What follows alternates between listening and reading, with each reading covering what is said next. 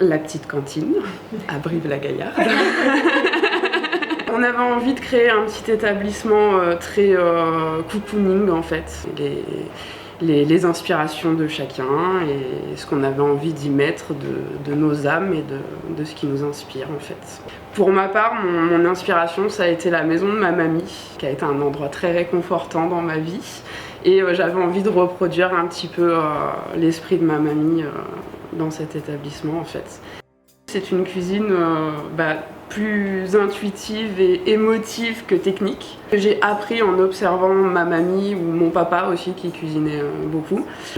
J'ai ces souvenirs incroyables en fait de mamie à 9h du matin qui cuisine toute la matinée en chantant, en dansant, dans une joie assez profonde et cette joie qui se ressentait dans ses plats en fait.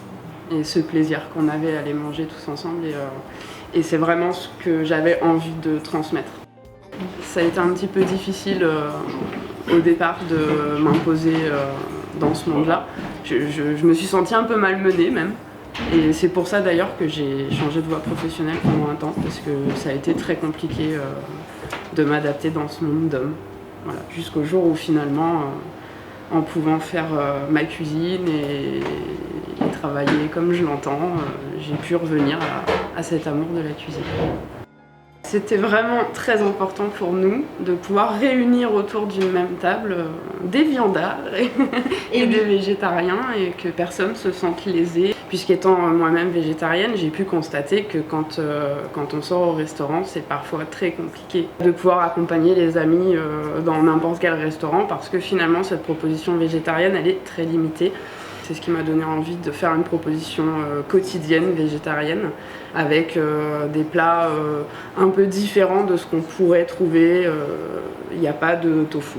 J'aime prendre le plat traditionnel que je vais adapter intuitivement pour les végétariens. Pour moi, une femme gaillarde, c'est une femme qui porte beaucoup de casquettes différentes, mais qui réussit à rester elle-même, quelle que soit la casquette qu'elle porte. Voilà. J'ai une passion qui me suit depuis très nombreuses années, c'est la peinture. Voilà, donc aujourd'hui j'ai ramené une de mes toiles. Voilà. Je peins tout ce que je ressens en fait. Je couche un peu mes émotions, j'extériorise quelque chose qui a besoin d'être exprimé certainement. Je pense que comme c'est très très personnel, il y a peut-être une peur, une appréhension peut-être du regard du monde extérieur sur quelque chose qui est de mon intérieur en fait.